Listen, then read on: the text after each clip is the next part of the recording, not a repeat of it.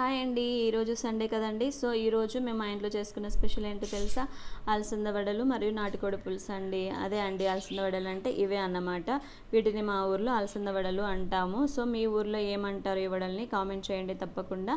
So అలసంద వడలు ఎలా తయారు చేస్తారంటే, ముందుగా ఈ అలసంద గింజలన్నింటినీ మనము 6 or 7 hours పాటు నానబెట్టుకోవాలి. తర్వాత వాటిని పొట్టు తీసి కడిగి క్లీన్ చేసుకొని ఈ విధంగా పెట్టుకోవాలండి. తడిగా ఉన్న అలసందలను ఒక క్లాత్ పైన 5 minutes పాటు ఆరబెట్టుకోవాలండి.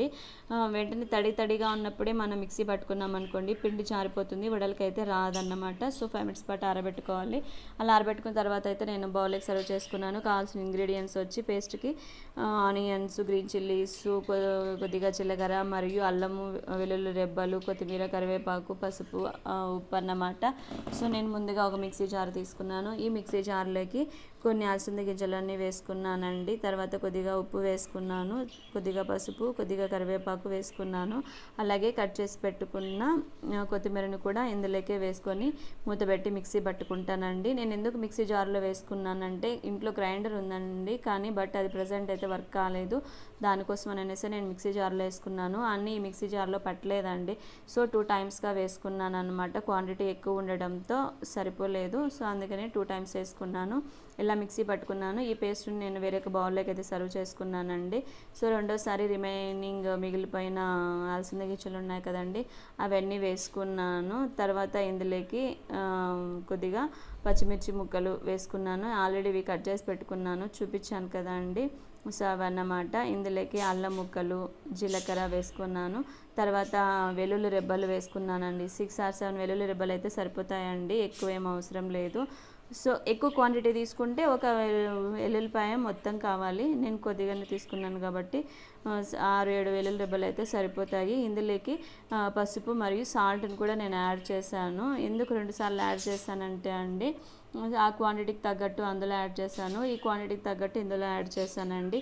సో మీ ఇంట్లో గ్రైండర్ ఉంటే మీరు అన్నీ ఒకేసారి యాడ్ చేసుకోవచ్చు అండి. ఇలా 2 times ఏం అవసరం లేదు, అన్ని గ్రైండర్లో ఒకేసారి వేసేసుకోవచ్చు అనమాట.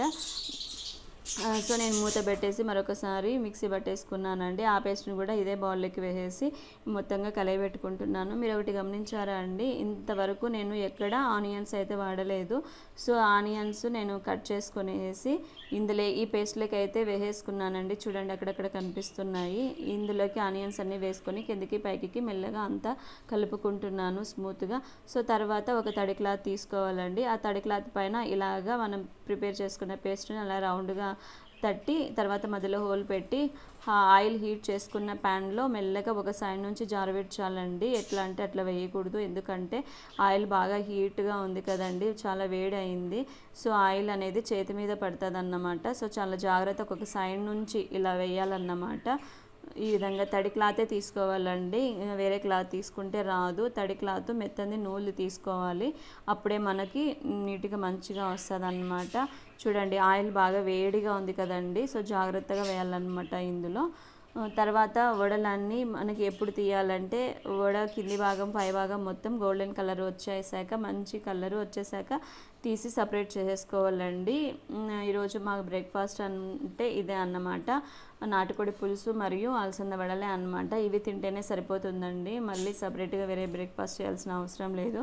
సో బ్రేక్ఫాస్ట్ ఆల్మోస్ట్ ఆల్ ఇదే ప్రిఫర్ చేస్తాము. ఆ సంక్రాంతి ఫెస్టివల్ కనుమ పండుగ ఉంది కదండి, ఆ రోజు ఎక్కువ ఇదే తింటారండి. రాయలసీమ అంటేనే అలసంద వడలు, నాటుకోడి పులుసు అండి. రాగి సంగటే కాదు, రాగి సంగటితో పాటు నాటుకోడి పులుసులోకి ఈ వడల కాంబినేషన్ కూడా చాలా బాగుంటుంది. మీరు కూడా ఒకసారి ట్రై చేసి చూడండి. ఇదండి ఈరోజు మా బ్రేక్ఫాస్ట్. ఎలా ఉంది ఫ్రెండ్స్? నాటుకోడి పులుసు మరియు అలసంద వడలు చాలా బాగుంటుంది. పక్కనే సైడ్ డిష్గా ఆనియన్స్ అయితే తీసుకున్నాం. ఈ ఆనియన్స్ పైకేసి కొద్దిగా నిమ్మరసం అయితే చల్లేసాము, మిరియాల పొడి, నిమ్మరసం వేసేసాము.